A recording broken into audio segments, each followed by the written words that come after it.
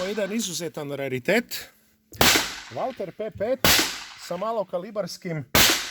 sa malokalibarskom konverzijom. Izuzetna rijetko, vrlo rijetko za vidjeti. Sad ćemo ga isprobati.